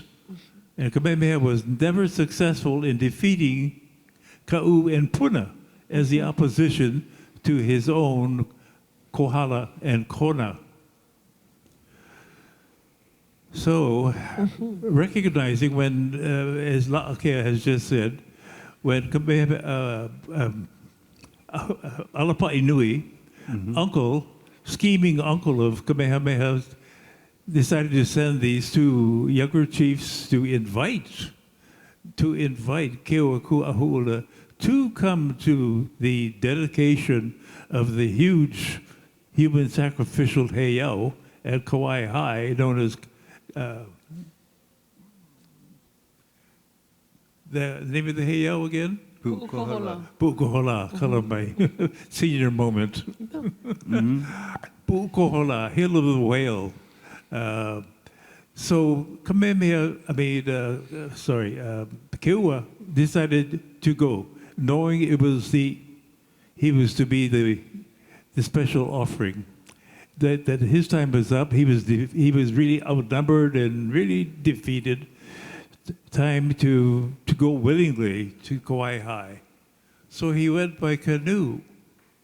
But there were 25 other canoes in this large party. All of Ka'ū went up to Kauai High, knowing they went to, if not by canoe, overland. And thousands of Ka'ū people went up to witness this great showdown at Kauai High, which of course happened, and you read about it. It's one of the most dramatic moments in Hawaiian history. You should read that, really. Whether you read Kamakau, Ruling Chiefs of Hawaii, that would be a good source. And it hasn't made it onto Chiefs of War yet. Oh, yeah. Maybe we're creating material for their next season. Yeah. No, Polole. Yes. And you buy the film, by the way. You go to the national park at Pu'ukohola in Kauai High. You can buy the film that's been. I'm on that film too. Speaking on behalf of Ka'ū, I'm the only one representing Ka'ū. Boy, did I feel outnumbered? Anyway, sorry. No, what was the point I was going to get to? Oh, yeah, Ka'ū special history. You know, when I was recruited in 1971 by the University of Hawaii at Hilo to join the faculty there to help build the Hawaiian Studies program. So I did go, and I met a number of kupuna in Hilo who all referred to Ka'ū as the land of the kings. The land of the kings? And it puzzled me. What did they mean by that? Well, I came to find out that way back in history, this very monumental kahuna from Samoa came to Hawaii Island and looked around and decided the ali'i leadership had been watered down. Oh, so he went back to Samoa, to the island of Ta'u, in the Manua group in eastern Samoa, and returned to Hawaii by way of Tahiti, and probably by way of Taputapuatea, the very sacred heiau, marae, in Tahiti. But he brought up to Ka'ū a young highborn chief by the name of Pili, Ka'aia. Oh, and by the way, the name of the kahuna, big-time kahuna, was in history rendered as pa'ao. But I'm told that's a mispronunciation and a misspelling of the name Paoa. Now, who do you know carried the name Paoa as a middle name? Duke. Right, Duke Kahanamoku. So what Paoa did was to place Pili on the throne of the Big Island in Kaʻū. And 10 generations later, as a descendant of Pili from the island of Ta'u in Samoa, the name of that descendant, 10 generations later, his name, guess what? Kamehameha. So, Kamehameha was part Samoan. And now you know where the name Kaʻū comes from, right? And does everyone know what the meaning of ka'u is? Ka'u is the the chest, the breast, the vayu when you feed your child, right? It's your vayu poli, the is here. So we are, although we're the southernmost district, we are the chest, the of all of Hawaii. And so I was just asking one of my professors, Larry Kimura at UH Hilo, because he was on the Ka'ū task force. I said, why did you folks call that Ka'ū task force? And he said, because the kupuna on the advisory committee wanted it to have that feeling of nourishment. And so it had nothing to do with the locality. I said, did you guys meet in Ka'ū? Did you know? No, ʻōlelo. It's that is where the nourishment of our kiki come from. It's the and so ka'u. Okay, well, I feel like unless there's something that you guys really have to last say before, I'm gonna ho'olau na ia auli'i. Okay. Oh, you have one more, Uncle. There's one little footnote here. This is directed to the Hawaiians in the audience, especially, but also everyone in Hawaii. Please think about a library, a home library, a family library that you will pass down to your descendants. And the first entry in your private to be handed down library should be, right? You already have a copy of the Hawaiian dictionary? You should. Yeah, you can get it at Costco or some other places. And secondly, you should all have a copy of the Polynesian family system of Kaʻū, Hawaii, right? Which is regarded as the best ethnography, the best readable, very readable book on Kaʻū. Please have this in your library. And the other 3 of the top 5 books ever published in Hawaii, you can decide on what else you need to have. ʻōlelo no Something like ʻōlelo no yes, absolutely. Yes. 3,000 Hawaiian proverbs of the wisdom of the Hawaiian people in ʻōlelo no iao, which Tutu Kawena had worked on for how many years? 30, 40 years collecting? A lifetime. Oh, yes. And you can get these right here at the bookstore, right? At the gift shop? Or right there. Yes. Right. Yeah, mahalo. Okay, mahalo. And now we'll turn the microphone over to a very special guest who has flown in from guess where just this afternoon and arriving here. Okay. Tell us about the latest exciting development, the promising development in Waiʻohinu in Kaʻū. I'm going to bring her up, but Dad, you had one more thing you wanted to say? Yeah, I just want to reiterate what Kalani said, because my grandmother always said, Hilaka, of one ohana are the people of Kaʻū. And growing up, I've met hundreds and hundreds of people that, are leaders, and I talked to them, and I said, gee, what's your name? He said, I know a lot of people that said, I met your grandmother, and she asked me my name. And when I told her, she said, that's not your name. He said, your name is so-and-so, and you folks are from Kaʻū. And he said, you know, she was right. I went home, I asked my dad. My dad said, yes, that's true. So he said, your grandmother was amazing. You give her any name. I remember when I was going to school at Kamehameha, which is a fine school, named for a fine person.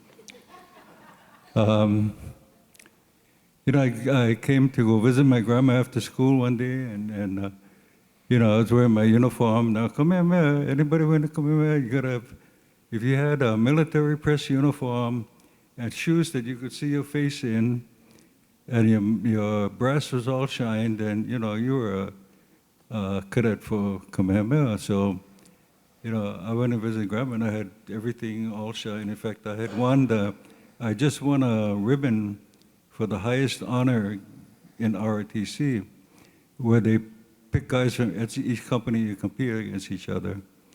And so grandma looked at me and said, you know, La'akea, you know, when you go to school and you get sweet on a girl, you come home, you tell grandma her name, okay? I said, yes, grandma, I will. Because, you know, people at that era, they knew everybody's name, the family, where they came from, what district, what they did. It's funny, the Hawaiian genealogy was very important. She said, it's all important, right? So you have to know where your family came from, what they did. And I know there's a lot of people that I met, they say, oh, your grandma corrected me. I told her my name was so-and-so, and she said, that's not your whole name. You go home, you go ask your kupuna. He said she was right. So it's important because that's who you are, yeah? That's where you came from. So if you don't know, we have a girl over here. Yeah. Okay, that's a great segue. And this is one of my most favorite pictures of Puna looking at Dad, you know, at being that he was her hanai from infancy until, you know, he was grown, that how much she put into him and fostered in him. And so I'm, mahalo nui a olua, Dad and Uncle Kalani. Uncle Kalani, you can noho maʻaniʻi, and then we're gonna play a little bit of musical chairs. In staying with the theme of legacy, we have a special guest tonight, Auli'i Moses, who is also a mamo of Kaʻū. Her ohana comes from Kaʻū, and she is going to just share with us for a very short 5 minutes about what is happening as far as education in Kaʻū and the people who reside there today, many of which are descendants of our ohanas. Okay. Maybe you guys switch. Yeah, you jump over there, Dad. And then, yeah. Okay. Mai ka'i. Ai, pa'i lima kako.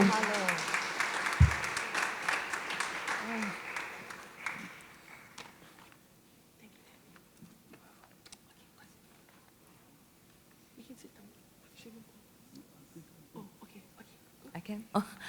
Aloha mai kako o auli'i ko'u inoa. You would look at me and you think I can speak Hawaiian. A'ole. I know some words, but I am a product of really what happened to us as a people. My family is from Kaʻū, generations. My tutu is buried at Punalu'u on the mauna up there. And so I come sharing, which I didn't expect. I just found out this week that I was going to share something with you tonight. So mahalo nui for allowing me to come and speak. As La'akea was sharing about who we are as a people, I remember growing up there, and I have 3 sisters besides myself. And we were walking, being raised in Waiohinu, walking next to the park, Waiohinu Park, if anybody knows where that is. And as we were walking, going back home, because we live right next to the park, and we were small. I moved back, my family and I moved back, I was 9 years old. I think I must have been maybe 10, 11, but this is the Kaʻū characteristic coming out innately. As we're walking, this bulldog comes running towards me and my sisters. I had 2 sisters on each side, my older sister, my younger sister. And they all started screaming. And I turned around and I went to the pit bull, and the pit bull ran away. Ran away. And it was just a natural instinct on my part. My older sister couldn't wait to go home and tell my dad, guess what Raylene did? That's my English name. Guess what Raylene did? And told him what I did. And I thought nothing of it. I wasn't scared of the pit bull, but we made it. And that was a story I thought is funny that I remembered, as you mentioned, about who we are as a people. So I have these notes because I can't remember everything that I wanted to share with you, but what I have to share with you tonight is so important. Mahalo nui, Kalani, for inviting me to share what we are doing. It is an honor to stand in this space. I came here when I was a little girl. Now I'm over 60 years old, and I've never been here since then. Bishop Museum, a place dedicated to preserving and uplifting our culture, and to share the story of a new beginning in Ka'ū. Ke kula nā ʻaʻaliʻi ku Makani o Ka'ū. Our kula, which we hope to have, is not just a school. It is a movement, a return, a restoration, and a remembering. And to understand why this movement matters, we must begin with one of Ka'ū's greatest daughters, Mary Kawena Pukui. Kawena, as we know, dedicated her entire life to preserving the ʻike, the ʻōlelo, the moʻolelo, and the nāʻawau of our kupuna. She carried the voice of Ka'ū into books, into classrooms, into our homes, and into our hearts. She was a bridge between generations, between languages, between worlds. But today, in the very district that raised her, there are no fluent kupuna left. The language that once lived richly in the ash winds of Ka'ū has grown quiet. The moʻolelo tied to our aina, waiʻohinu, ninole, pahala, punalu'u, honu apo, are known by fewer and fewer of our keiki. This is the reality we are confronting. And this is why our kula was born. Ke kula nāʻaliʻi ku Makani o Ka'ū is a Hawaiian immersion learning program for ohana that serves keiki, makua, and kupuna together. Because language revival requires all generations rising at once. We believe ʻōlelo Hawaiʻi must be lived, not studied. Culture must be practiced, not presented. Identity must be embodied, not explained. Our lessons begin with the aina, the winds, the rains, the moʻolelo of place, because Ka'ū itself is the first teacher. Our approach is intergenerational because we are not just teaching students, we are rebuilding a community of speakers.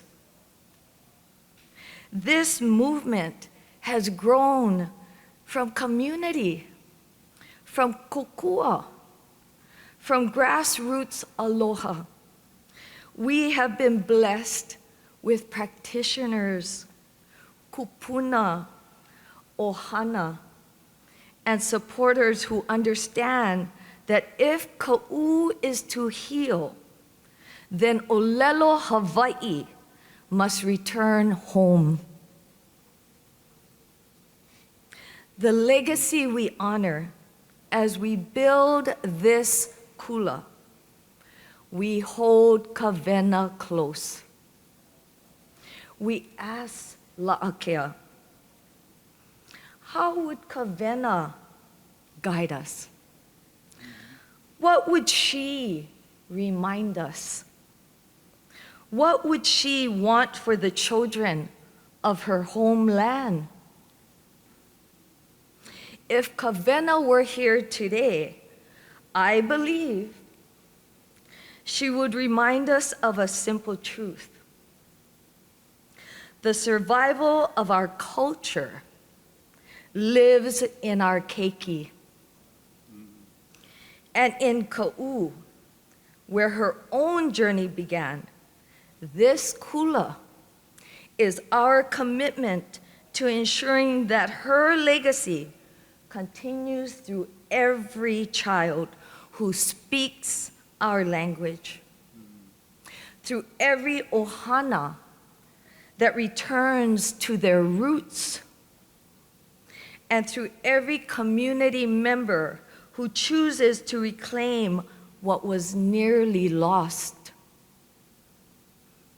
Our invitation to all.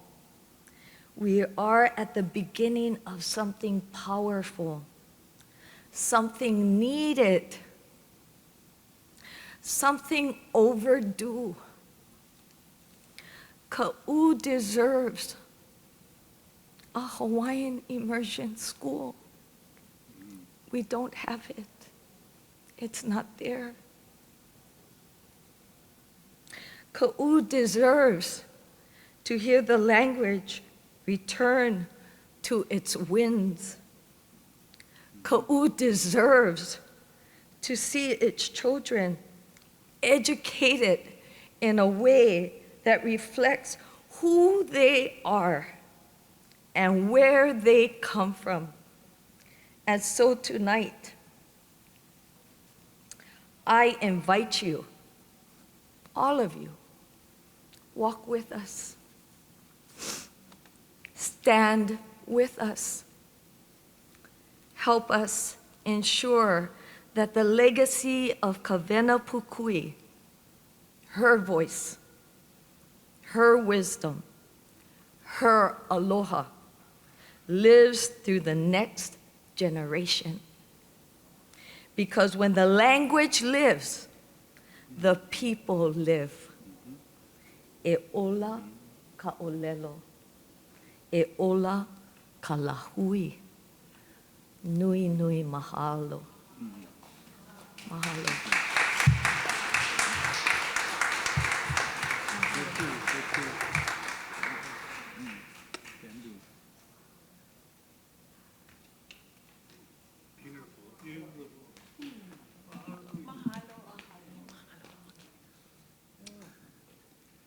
I remember the name of that Kaʻū chief.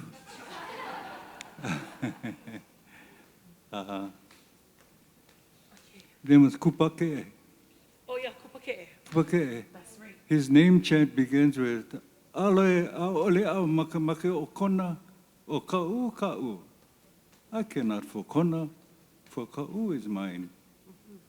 That's the beginning of his chant. Kupake, who, when confronted by the chiefs of Kamehameha, said, "Who?" Yeah. Who that? Nah. Okay. Mahalo nui, and we're gonna close tonight with, please, if you know the words, then sing along. And e hui kala mai I ko hema hema ma ka hoʻokani ana I kia ukulele. I want to call up my daughter. I think she's here. Kalamana mana. Oh. Ka'ai mahui ia hele mai. This is my oldest. And she, just 2 weeks ago, I think we were in Kaʻū, at the La Honu Apo. So they had a Honu Apo day, and a very good friend, Nohea Ka'ava, asked if we could come and bring our halau. And so, you know, we said, okay, we can, and we don't know. Anyhow, we brought the sound system, we brought the kids, we brought the hula, and we were able to reconnect with ʻōlelo and see the wonderful work that they're doing in Kaʻū. This is my oldest daughter. She's currently here at pursuing her education at Manoa in the Richardson School of Law. She also sits on the Alakahakai Trail Association board as a Kaʻū member. And so I think a lot of times, knowing that our ohana is from there when they were growing up too and playing soccer or whatever is for Hilo High, because Navahi plays for Hilo High, then she told me one time, oh, we're gonna go play against Kaʻū. I said, don't bust them up, okay? That's, maybe that's our ohana, or maybe be gentle over there. And she said, no, Mom, they were good.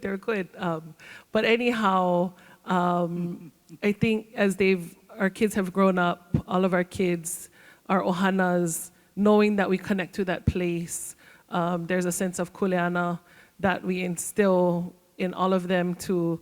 So she does that through Alakahakai Trail Association. Our son volunteered and actually works.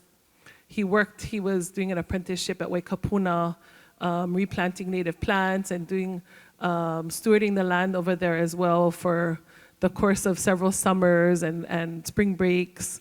And I think the overall arching Kaʻū Hiehie ka Makani, this was the homeland of my great-grandmother, but also for all of us to remember, just like what Auntie Myrna said and what has come out several times, is to ho'omau.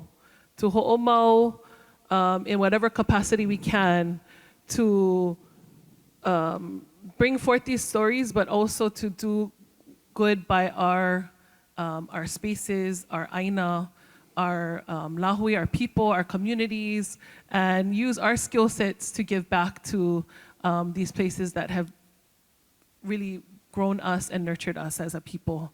And so we're going to end with Kaʻū Nui. Wait, I want to say something, and Pele won't say it because it's very foreign to us to talk about ourselves, but her oldest girl, Kalamanamana, graduated from Dartmouth, and her younger sister is currently attending Dartmouth, and she's attending the Richardson Law School at Manoa to further education. She belongs to a group that travels all over preserving languages, different Native American groups, and so she practices what she preaches, and I told her get involved in land law because it's going to be a big war. So I know.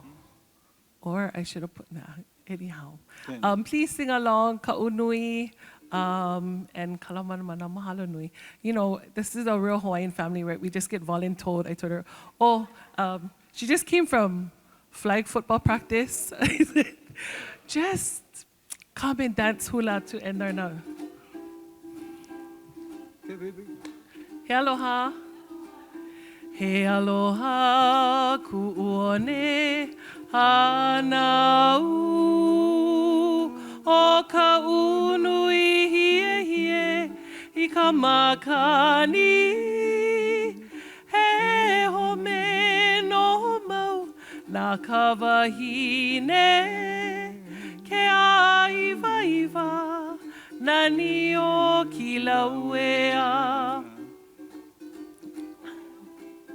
ho'ohe no I ka wai o palahe mo I ka wai awili me ke kai me kaua kaulana a oha a o puluelo I ka ili o ka malihini. We never practice. Hano hano mauno o punalu'u I ka wai anu a o puha'u ka ili ili hanau a o koloa a me kanalu holua o kawa. Wiha. Haina ia mai ka puana o Kaʻū Nui Hiehie I ka Makani. He aina aloha na ke kupa a me nauʻi a o kilauea. Haina po. Haina ia mai ka puana o Kaʻū Nui Hiehie I ka Makani. He aina aloha na ke kupa a me nauʻi a o kilauea. Kaʻū Nui Hiehie I ka Makani. Mahalo. Mahalo, Tita. I would be amiss if I did not, as we end our program tonight, mahalo again for coming, and also remind everyone that our very last event as part of the Nānā ʻike Kumu Series celebrating the legacy of my great-grandmother, Mary Kawena Pukui, will be on December 19th, and we will close. And it's a very special day because for a lot of, it's so funny we talk so much about Kumu schools. It's Founders Day, but also it was the day that they celebrated the launch of the original dictionary, Pukui Albert Dictionary, and so they had a huge celebration here in the Bishop Museum many, many years ago, decades ago, here in Hawaiian Hall. For the launch of that dictionary, and that was on December 19th as well. And so we're gonna close this series on December 19th. It'll be on the Great Lawn, but also just mahalo to the Bishop Museum, to all the presenters tonight from the Kamehameha School's Children's Choir, to Auntie Myrna Kamai, Uncle Kalani, Dad, Auli'i, Kawena for being the MC, and Taylor, Kahai, all the Bishop Museum staff, as well as the Mary Kawena Pukui Culture Preservation Society for their support, and of course our crew, OEV TV and the sound guys over here, everybody who helps to make this a success, especially you folks. So ho'i mai, makala umikumaiva o keke mapa. We hope to see you on December 19th. Malama pono, and aloha nui e ho'omau kako, ho'omau. Mahalo. Thank you, Pele.